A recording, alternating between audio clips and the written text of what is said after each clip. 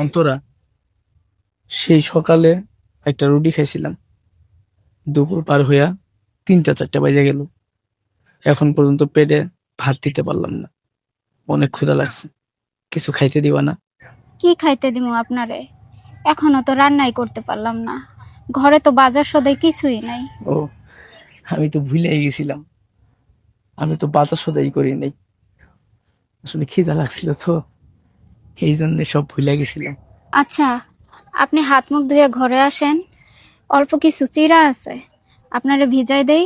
আপনি আপাতত এই কয়টাই খান।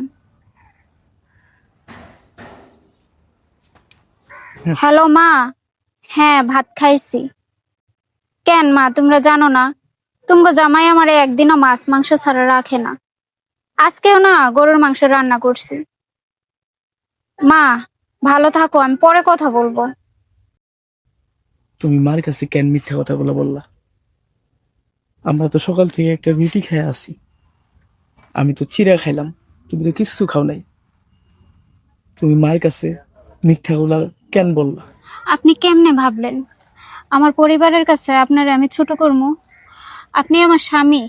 আমি চাই আমার পরিবারের কাছে আপনি সব সময় বড় থাকেন।